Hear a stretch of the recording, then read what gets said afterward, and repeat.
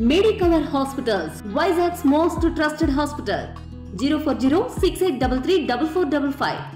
Visakha king George ఆసుపత్రిలో నిన్న అల్లు సునీత అనే ఒక మహిళ అయితే నెలని ఒక ఆడ శిశువుకి అయితే జన్మనిచ్చిన నేపథ్యంలో గైనిక్ వార్డ్ నుంచి ఎన్ఐసియు షిఫ్ట్ చేయాలి నెల నిండుకున్న పుట్టిన ఆడ శిశువుకి అని డాక్టరు సూచన మేరకు ఇమీడియట్గా షిఫ్ట్ చేయాలంటే ఆ ఆక్సిజన్ సిలిండర్లు మోయడానికి స్వయంగా వాళ్ళ తండ్రి ఎవరైతే ఉన్నారో అల్లు విష్ణుకుమార్ ఆయనే స్వయంగా మోసి ఆ శిశువుని షిఫ్ట్ చేసే ప్రక్రియలో అయితే తను హెల్ప్ చేశాడు.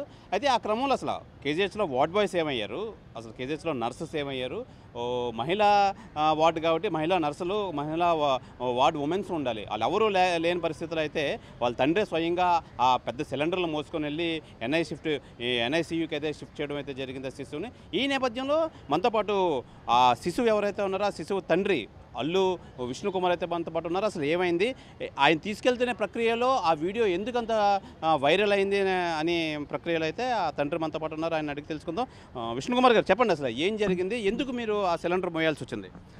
సార్, యాక్చువల్గా మంగళవారం రాత్రి 2:30 ప్రాంతంలో మా మిస్సెస్కి ఉమ్మని రావడం జరిగిందండి.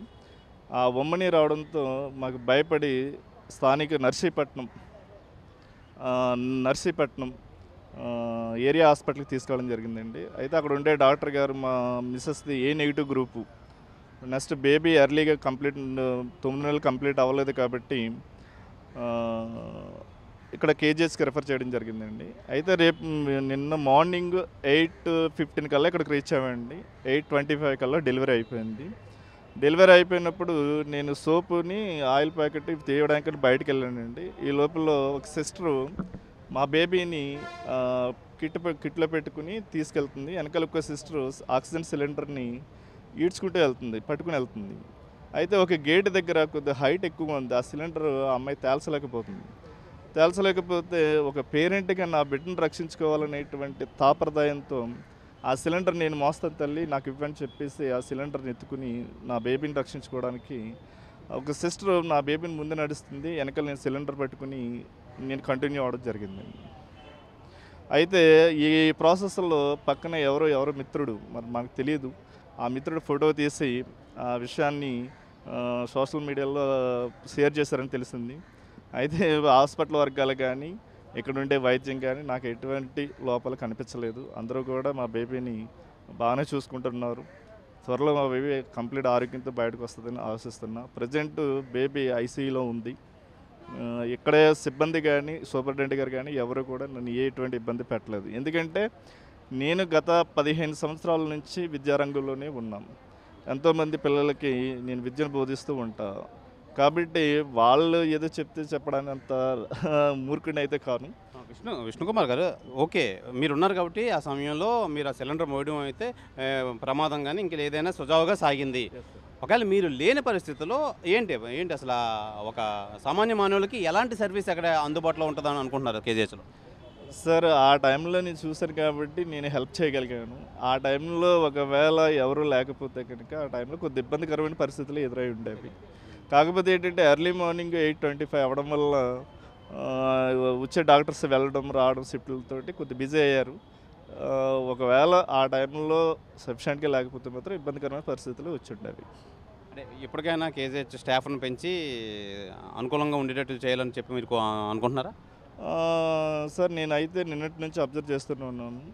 ఇక్కడ ఉండే స్టాఫ్ అయితే ఎక్కువగానే కనిపిస్తున్నారు.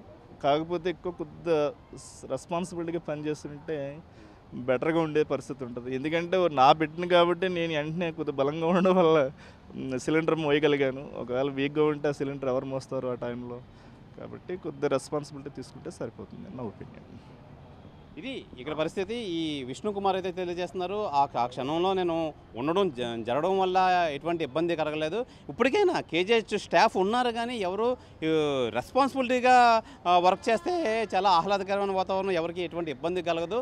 అలాగే మెన్ అయితే ఎక్కువగానే ఉన్నారు, దానికి సంబంధించి వాళ్ళు ఇమీడియట్గా రెస్పాండ్ అయ్యి ఉంటే చాలా బాగుండేదని చెప్పి వీనైతే తెలియజేస్తున్నారు. ఏదైనా కేజీహెచ్ యాజమాన్యం అయితే దీని మీద దృష్టి వహించాలని చెప్పి మనం కూడా ఆశిద్దాం. విశాఖ కేజీహెచ్లో నెల నిండని పసికందుకు జన్మనిచ్చింది అల్లు సునీత.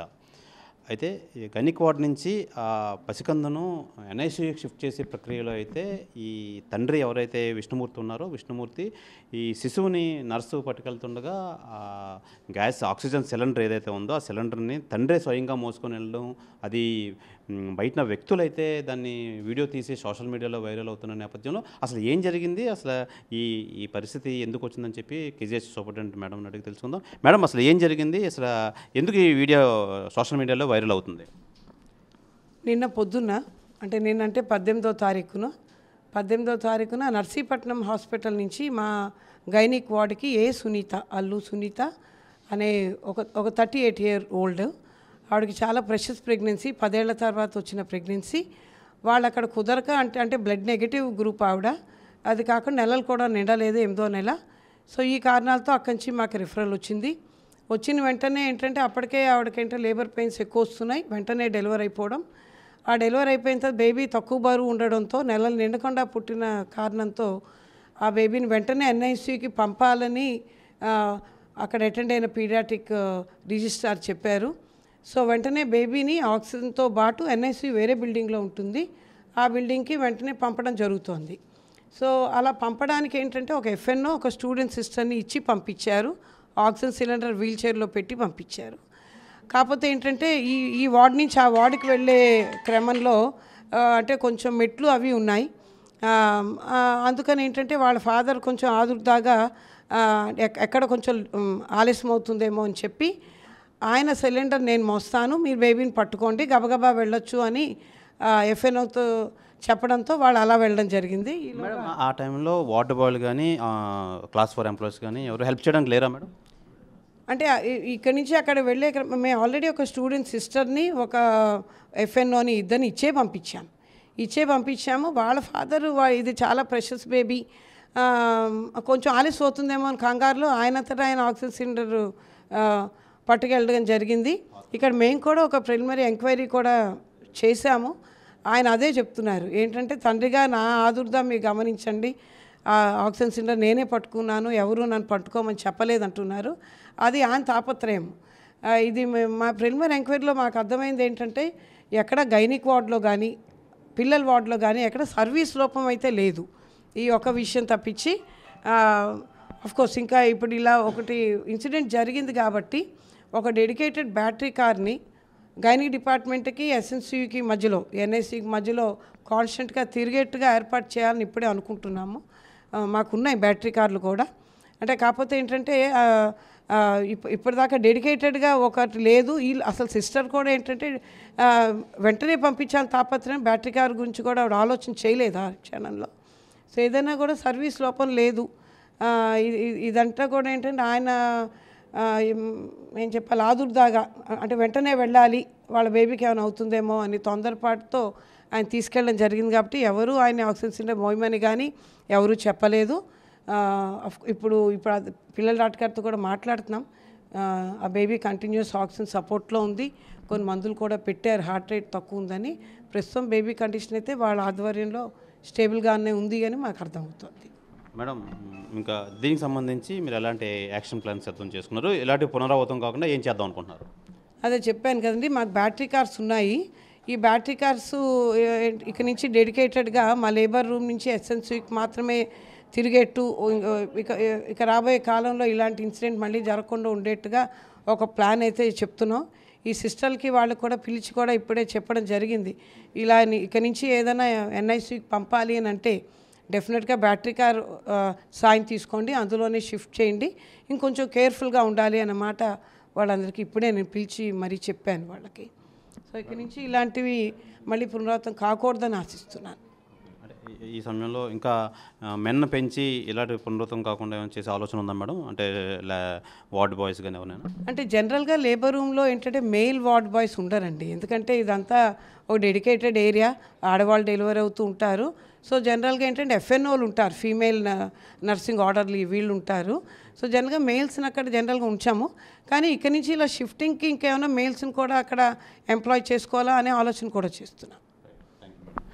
ఇది ఈ గైనిక్ వార్డులో ఎవరైతే శిశువుకి ఈ డెలివరీ అయ్యే నేపథ్యంలో అయితే ఆ టైంలో అయితే ఎఫ్ఎన్సీని నెక్స్ట్ ఒక నర్సుని ఇచ్చి పంపించాం. అయితే ఆ క్రమంలో ఆ తండ్రి ఎవరైతే ఉన్నారో అల్లు విష్ణుకుమార్ ఆ ఆతృతకు వాళ్ళ బేబీకి ఏం అవ్వకూడదన్న ఆతృతలో అయితే తను సిలిండర్ మోయడం అయితే జరిగింది.